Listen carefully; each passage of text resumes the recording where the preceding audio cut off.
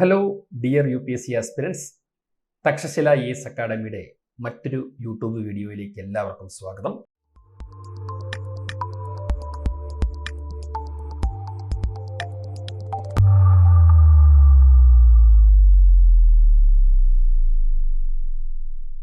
Prelim booster സീരീസിൽ environment and എക്കോളജിയിൽ species in news എന്ന് പറയുന്ന ഒരു സബ് സീരീസ് നമ്മൾ ചെയ്യുന്നുണ്ട്. അതിൻ്റെ ഭാഗമായിട്ട് ഇന്ന് നമ്മൾ നോക്കുന്നത് സ്പീഷീസ് ഇൻ ന്യൂസിൽ നമ്മൾ നോക്കുന്നത് ലെസർ ഫ്ലെമിംഗോസ് ആണ്. അപ്പോൾ ഇൻ്റർനാഷണൽ ലെവലിൽ ലെസർ ഫ്ലെമിംഗോസിൻ്റെ അവരുടെ ബ്രീഡിംഗ് സൈറ്റുകളൊക്കെ നശിക്കുന്നതിനെ കുറിച്ചുള്ള ന്യൂസുകൾ ഉണ്ടായിരുന്നു. അതുകൂടാതെ ഇന്ത്യൻ കോണ്ടെക്സ്റ്റിലും ഒരു ന്യൂസ് ഉണ്ടായിരുന്നു. ആ ന്യൂസിനെ കുറിച്ച് നമുക്ക് നോക്കാം. After missing from the spot for 7 years, lesser flamingos are back at Pulicat bird sanctuary.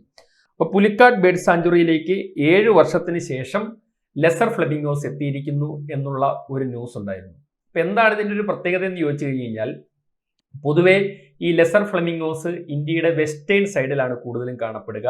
അപ്പോൾ ഈസ്റ്റേൺ സൈഡിലാണ്, പുലിക്കാട്ടിലേക്ക് നമുക്കറിയാം ആന്ധ്രാപ്രദേശിലാണ്. അപ്പോൾ പുലിക്കാട്ടിലേക്ക് എന്ന് പറയുന്നത് ഇന്ത്യയുടെ ഈസ്റ്റേൺ സൈഡാണ്. പൊതുവേ ഈ ലെസർ ഫ്ലെമിംഗോസ് എന്ന് പറയുന്നത് സബ് സഹാറൻ ആഫ്രിക്കൻ റീജിയനിലും ഇന്ത്യയുടെ വെസ്റ്റേൺ റീജിയനിലുമാണ് സാധാരണ കാണപ്പെടുക. ഇതൊരു എക്സെപ്ഷണൽ കേസാണ് പുലിക്കാട്ടിലേക്കിലേക്കൊക്കെ വരിക എന്ന് പറയുന്നത്. അപ്പോൾ ഇപ്പോൾ ഒരു 7 വർഷത്തെ ഇടവേളയ്ക്ക് ശേഷമാണ് ലെസർ ഫ്ലെമിംഗോസ് വീണ്ടും പുലിക്കാട്ട് ബേർഡ് സാഞ്ചുറിയിലേക്ക് എത്തിയിരിക്കുന്നത്. അപ്പോൾ ഇവിടെ നോക്കുക, the lesser flamingo is a species of flamingo occurring in sub Saharan Africa and western India. അപ്പോൾ സബ് സഹാറൻ ആഫ്രിക്കയിലും വെസ്റ്റേൺ ഇന്ത്യയിലും കാണപ്പെടുന്ന ഒരു ഫ്ലെമിംഗോ സ്പീഷീസ് ആണ് ലെസർ ഫ്ലെമിംഗോ എന്ന് പറയുന്നത്.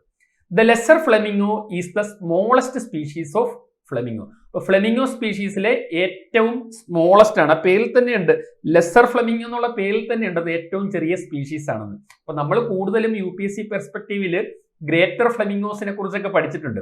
നമ്മുടെ റാൻ ഓഫ് കച്ച് റീജിയനിൽ ഗ്രേറ്റർ ഫ്ലെമിംഗോ സിറ്റി ഉള്ളതായിട്ടൊക്കെ നമ്മൾ പഠിച്ചിട്ടുണ്ട്. അപ്പോൾ തക്ഷശിലയുടെ ക്ലാസ്സുകളിലൊക്കെ ഞാൻ കൂടുതലായിട്ട് പറഞ്ഞിട്ടുള്ള കാര്യമാണ് ഈ പറയുന്ന റാൻ ഓഫ് കച്ചിലെ ആ മഡ് റീജിയൻ ആണ് ഫ്ലെമിംഗോ സിറ്റി. ഫ്ലെമിംഗോസിനെ കാണാൻ വേണ്ടിയിട്ട് ടൂറിസ്റ്റ് ഡെസ്റ്റിനേഷൻ പോയിന്റ് ആണെന്നൊക്കെ ഞാൻ പലപ്പോഴും പറഞ്ഞിട്ടുണ്ട്. അപ്പോൾ അതിൽ നിന്ന് വ്യത്യസ്തമായിട്ട് ഈ ലെസർ ഫ്ലെമിംഗോ എന്ന് പറയുന്നത് ഈ ഫ്ലെമിംഗോ സ്പീഷീസിലെ തന്നെ ഏറ്റവും ചെറുതാണ് എന്ന് മനസ്സിലാക്കുക. ചെറുതെന്ന് പറഞ്ഞു കഴിഞ്ഞാൽ തീരെ ചെറുതെന്നല്ല, നമ്മുടെ ഗ്രേറ്റർ ഫ്ലെമിംഗോസും അതർ ഫ്ലെമിംഗോസുമായിട്ട് കമ്പയർ ചെയ്യുമ്പോൾ കുറച്ച് ചെറുതാണ്, പക്ഷെ ആ ഫ്ലെമിംഗോ സ്പീഷീസിലെ ഏറ്റവും ചെറുതാണെന്ന് മനസ്സിലാക്കുക. The clearest difference between this species, അതായത് lesser flamingos and the greater flamingos are the much more extensive black color on the bill. അപ്പോൾ ശ്രദ്ധിച്ചു നോക്കുക, ഇതാണ് ഗ്രേറ്റർ ഫ്ലെമിംഗോ. ഗ്രേറ്റർ ഫ്ലെമിംഗോസിന്റെ ഈ ചുണ്ടിന്റെ അറ്റം മാത്രമാണ് ശരിക്കും പറഞ്ഞാൽ ബ്ലാക്ക് കളർ വരിക. എന്നാൽ ലെസർ ഫ്ലെമിംഗോസിനെ എടുത്ത് നോക്കുക, ലെസർ ഫ്ലെമിംഗോസിന്റെ ചുണ്ട് കൂടുതൽ, അതായത് ഏതാണ്ട് പൂർണ്ണമായിട്ടും ബ്ലാക്ക് കളറിലാണ് ഇരിക്കുക. അതായത് നിങ്ങൾ ഒരുമിച്ച് നിന്ന് കഴിഞ്ഞ് കഴിഞ്ഞാൽ വലിപ്പം വെച്ചൊന്നും നമുക്ക് അത്ര പെട്ടെന്ന് ഇതിന്റെ ഡിഫറൻസ് മനസ്സിലാവില്ല. ഇത് ഗ്രേറ്റർ ഫ്ലെമിംഗോ ആണോ ലെസർ ഫ്ലെമിംഗോ ആണോ എന്ന് മനസ്സിലാകാൻ പറ്റില്ല. പക്ഷേ the clearest difference between this lesser flamingo and the greater flamingo is the much more extensive black on the bill, black colour on the bill. അപ്പൊ അതിന്റെ ചുണ്ടിലെ കറുപ്പ് കളർ, ഏതാണ്ട് പൂർണ്ണമായും കറുത്ത ചുണ്ടാണ് ലെസർ ഫ്ലെമിംഗോസിനുള്ളത്. ഗ്രേറ്റർ ഫ്ലെമിംഗോസിന് പിങ്കിഷ് കളറിൽ, പിന്നെ അതിന്റെ ഏറ്റവും എൻഡിലായിട്ട് ബ്ലാക്ക് കളറാണ് വരിക. ഇത് വെച്ച് മാത്രമേ ഇതിനെ ക്ലിയർ ആയിട്ട് നമുക്ക് ഗ്രേറ്റർ ഫ്ലെമിംഗോ ആണോ ലെസർ ഫ്ലെമിംഗോ ആണോ എന്ന് ഐഡന്റിഫൈ ചെയ്യാനായിട്ട് പറ്റുകയുള്ളൂ. ഇനി ഇവർക്ക് പ്രത്യേകതരം ഡയറ്ററി പാറ്റേൺ ഉള്ള ഒരു ഫ്ലെമിംഗോ സ്പീഷീസ് ആണ് ലെസർ ഫ്ലെമിംഗോസ് എന്ന് പറയാം. അവരെ മറ്റ് ഫ്ലെമിംഗോസിനെ പോലെ എല്ലാം ഒന്നും കഴിക്കില്ല. ഇവർക്ക് പ്രത്യേകമായ ഡയറ്ററി പാറ്റേൺ ഉണ്ട്. അപ്പൊ ഇവിടെ ശ്രദ്ധിക്കുക, ലെസർ ഫ്ലെമിംഗോ സ്പീഷീസ് അല്ലെങ്കിൽ this lesser flamingos feeds primarily on spirulina. ശ്രദ്ധിക്കുക, സ്പൈറുനില ആൻഡ് ആൽഗെ. ആൽഗയിൽ തന്നെ ബ്ലൂ ഗ്രീൻ ആൽഗയാണ് ഭക്ഷിക്കുക. അപ്പോൾ സ്പൈറുനില എന്താണെന്ന് ചോദിച്ചാൽ എ ജനസ് ഓഫ് സൈനോബാക്ടീരിയ തന്നെയാണ്, പക്ഷെ അതിനെ ഒരിക്കലും ആൽഗയുടെ ഗ്രൂപ്പിലേക്ക് കൊണ്ടുവന്നിട്ടില്ല. ടെക്നിക്കലി പറയുകയാണെങ്കിൽ അതിന് ആൽഗെ എന്ന് പറയല്ല. കോമൺ ആയിട്ട് നമ്മൾ സൈനോബാക്ടീരിയസിനെ എല്ലാം ബ്ലൂ ഗ്രീൻ ആൽഗെ എന്നാണ് വിളിക്കുക. ബ്ലൂ ഗ്രീൻ ആൽഗേനെ നമ്മൾ സൈനോബാക്ടീരിയയുടെ നമ്മൾ പറയുന്ന പേരാണ് ബ്ലൂ ഗ്രീൻ ആൽഗെ എന്നുള്ളത്. പക്ഷേ സ്പൈറുനില സൈനോബാക്ടീരിയയുടെ ജനുസിൽ പെട്ടതാണെങ്കിലും അതിന് ആൽഗെ ആയിട്ടല്ല ശാസ്ത്രലോകം കൺസിഡർ ചെയ്യുക. അതുകൊണ്ടാണ് ഞാൻ സെപ്പറേറ്റ് പറഞ്ഞത്. ചില ടെക്സ്റ്റുകളിലൊക്കെ ഇവരുടെ ഡയറ്ററി പാറ്റേണിനെ കുറിച്ച് പറയുമ്പോൾ ഇവർ completely primarily blue green algae ആണ് കഴിക്കുക, അല്ലെങ്കിൽ സൈനോബാക്ടീരിയസിനെയാണ് കഴിക്കുക എന്ന് കാണും. അപ്പൊ ഞാനതിനെ പർട്ടിക്കുലർ ആയിട്ട് തിരിച്ച് രണ്ടെണ്ണത്തിന്റെ പേര് പറഞ്ഞു എന്നേ ഉള്ളൂ. സ്പൈറുലിനയെയും കഴിക്കും, ആൽഗയെയും കഴിക്കും. സ്പൈറുലിന എന്ന് പറഞ്ഞു കഴിഞ്ഞാൽ ഒരു ജനുസാണ്, അതായത് സൈനോബാക്ടീരിയ തന്നെ ജനുസിൽ പെട്ടതാണ്. പക്ഷെ അതിനെ ആൽഗെ ആയിട്ടല്ല സയന്റിഫിക്കലി ക്ലാസിഫൈ ചെയ്ത് വെച്ചിരിക്കുന്നത്. Which grow only in very alkaline lake. അപ്പൊ ഈ പറയുന്ന സ്പൈറുലിന ആയാലും ഇത് ഭക്ഷിക്കുന്ന ആ സ്പെഷ്യൽ ആൽഗെ ആയാലും which grow only in very alkaline lakes. അപ്പോൾ ഒരുപാട് ആൽക്കലൈൻ കണ്ടുള്ള ലേക്കിൽ മാത്രം കാണപ്പെടുന്ന സ്പൈറുലിനയും ആൽഗയുമാണ് ഇതിന്റെ ഡയറ്ററി പാറ്റേണിന്റെ ഒരു പ്രത്യേകതയായിട്ട് നമ്മൾ എടുത്തു പറയേണ്ടത്. അപ്പൊ അതുകൊണ്ട് തന്നെ ഫ്ലെമിംഗോ സ്പീഷീസിന്റെ അല്ലെങ്കിൽ ലെസർ ഫ്ലെമിംഗോസിന്റെ പ്രസൻസ് എന്ന് പറയുന്നത് അവിടുത്തെ വാട്ടറിന്റെ pH ലെവലിനെ കൂടി ഇൻഡിക്കേറ്റ് ചെയ്യുന്ന ഒന്നാണ്. The presence of flamingo groups near water bodies is an indication of sodic alkaline water which is not suitable for irrigation use. അപ്പൊ ഫ്ലെമിംഗോസിനെ ഗ്രൂപ്പായിട്ട് ഒരു ലേക്കിന്റെ അവിടെ കണ്ടാൽ, അല്ലെ ഒരു വാട്ടർ ബോഡിയുടെ അവിടെ കണ്ടാൽ നമുക്ക് 100% ഉറപ്പിക്കാം അത് ഹൈലി ആൽക്കലൈൻ ആയിട്ടുള്ള വാട്ടറാണ്. That is not suitable for irrigation use. അല്ലാതെ കൃഷിക്കോ മറ്റു കാര്യങ്ങൾക്കോ ഒന്നും ഉപയോഗിക്കാൻ കൊള്ളാത്ത ടൈപ്പ് ഹെവിലി ആൽക്കലൈൻ ആയിട്ടുള്ള ഹൈലി ആൽക്കലൈൻ ആയിട്ടുള്ള വാട്ടർ ആയിരിക്കും അവിടെ ഉണ്ടാകുക എന്ന് ഉറപ്പിക്കാം. കാരണം അത്തരം ആൽക്കലൈൻ ബോഡീസിൽ ഉണ്ടാകുന്ന സ്പൈറുലിനയും ബ്ലൂ ഗ്രീൻ ആൽഗയുമാണ് ഈ പറയുന്ന ഫ്ലെമിംഗോസ് കൂടുതലായിട്ട് ആഹാരമാക്കുക. അപ്പൊ അവരുടെ ആഹാരം കിട്ടുന്ന സ്ഥലം ഏതാണ്? ഹൈലി ആൽക്കലൈൻ ലേക്സിലാണ് ഉണ്ടാവുക. അപ്പൊ ഇവയുടെ പ്രസൻസ് ഒരു ഇൻഡിക്കേഷൻ ആണ് അവിടെ ഹൈലി ആൽക്കലൈൻ വാട്ടർ ആണുള്ളതെന്നും that is not suitable for irrigation. ഇനി ഈ ഞാൻ പറഞ്ഞു ബ്ലൂ ഗ്രീൻ ആൽഗയാണ് ഇവർ കൂടുതലായിട്ട് കഴിക്കുക എന്ന് പറഞ്ഞു. സൈനോബാക്ടീരിയത്തിനെയാണ് നമ്മൾ ബ്ലൂ ഗ്രീൻ ആൽഗ എന്ന് വിളിക്കുക എന്ന് പറഞ്ഞു.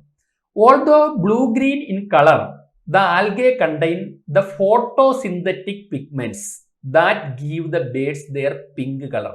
അപ്പൊ നമ്മൾ ഈ പറയുന്ന ഈ ലെസർ ഫ്ലെമിംഗോസിനും ഗ്രേറ്റർ ഫ്ലെമിംഗോസിനും ഒക്കെ ഒരു പിങ്കിഷ് വൈറ്റ് ആണ്, വൈറ്റ് അല്ല ഫുൾ ആയിട്ട് ഒരു പിങ്കിഷ് കളർ ഉണ്ട്. അപ്പൊ ആ പിങ്ക് കളർ എവിടെ നിന്ന് വരുന്നു എന്ന് ചോദിച്ചാൽ ഇവര് കഴിക്കുന്ന ആ ബ്ലൂ ഗ്രീൻ ആൽഗയിൽ ഫോട്ടോസിന്തസിസ് ചെയ്യാൻ പറ്റുന്ന പിഗ്മെന്റ്സ് ഉണ്ട്, ഫോട്ടോസിന്തറ്റിക് പിഗ്മെന്റ്സ് ഉണ്ട്. ആ പിഗ്മെന്റ്സ് ആണ് ഇതിന് പിങ്ക് കളർ കൊടുക്കുന്നത് എന്ന് മനസ്സിലാക്കുക. ആൻഡ് അനദർ മറ്റൊരു പ്രത്യേകത എന്ന് പറയുന്നത് their deep bill is specially adapted for filtering tiny food items. അതായത് ഇതിന്റെ ബിൽസിനും ഒരു പ്രത്യേകതയുണ്ട്, ഒരു ഫിൽറ്റർ ചെയ്തിട്ടാണ് ഇതിന്റെ ഉള്ളിലേക്ക് ഫുഡ് പോവുക. അപ്പൊ ടൈനി ആയിട്ടുള്ള ഈ സ്പൈറുലിനയും ബ്ലൂ ഗ്രീൻ ആൽഗയും ഒക്കെ മാത്രം അകത്തേക്ക് കയറ്റി വിടുന്ന രീതിയിൽ ഒരു ഫിൽറ്ററിങ്ങിനുള്ള അഡാപ്റ്റേഷനും ഇതിന്റെ ചുണ്ടിനുണ്ട്, ഇതിന്റെ ബിൽസിനുണ്ട് എന്ന് മനസ്സിലാക്കുക. അപ്പൊ അങ്ങനെ ഒരു പ്രത്യേകത കൂടിയും നമ്മുടെ ഈ ലെസർ ഫ്ലെമിംഗോസിനുണ്ട്. Like all flamingos, they lay a single chalky white egg on a mound they build of mud. അപ്പോൾ ഫ്ലെമിംഗോസിന്റെ ഒക്കെ ഒരു പ്രത്യേകതയാണിത്. അവര് അറ്റ് എ ടൈം ഒരു സിംഗിൾ എഗ്ഗ് മാത്രമാണ് ലേ ചെയ്യുക, ഒരൊറ്റ മുട്ടയാണ് ഇടുക. അത് മഡ് കൊണ്ടുണ്ടാക്കിയ ഒരു മൗണ്ടിന്റെ മുകളിലായിട്ടായിരിക്കും ഇത് ഇട്ട് വെക്കുക. പിന്നെ ഇത് ഹാച്ച് ചെയ്ത് ഇറങ്ങിക്കഴിയുമ്പോൾ the chicks join creches soon after hatching. ഈ ക്രച്ചസ് എന്ന് പറയുന്ന വീടിന് ബയോളജിയിൽ അല്ലെ സുവോളജിയിലൊക്കെ ഒരു ഒരു ഒരു ക്യാരക്ടർ അല്ലെങ്കിൽ ഒരു ബിഹേവിയർ ആയിട്ടാണ് പറയുക. അതായത് ഇപ്പോൾ ഒരു ഏരിയയിൽ ഈ ലെസർ ഫ്ലെമിംഗോസ് അല്ലെങ്കിൽ ഗ്രേറ്റർ ഫ്ലെമിംഗോസ് വരുന്നു, അവരവിടെ ഒരു ബ്രീഡിംഗ് സൈറ്റ് കണ്ടെത്തുന്നു. അപ്പോൾ ഓരോ പെൺപക്ഷിയും ഓരോ മുട്ട ഇട്ടിട്ട് വെച്ചേക്കും. അവസാനം ഈ കുഞ്ഞുങ്ങളെല്ലാം വിരിഞ്ഞിറങ്ങും. ആയിരക്കണക്കിന് ലക്ഷക്കണക്കിന് കുഞ്ഞുങ്ങൾ ആ ഒരു സീസണിൽ വിരിഞ്ഞിറങ്ങുക. പക്ഷെ എല്ലാവരും കൂടിയായിരിക്കും, അതായത് ഒരു 3-4 ഫീമെയിൽ അല്ലെ 3-4 മദേഴ്സ് ചേർന്നിട്ട് ഈ കുഞ്ഞുങ്ങളെ മുഴുവൻ സംരക്ഷിക്കും.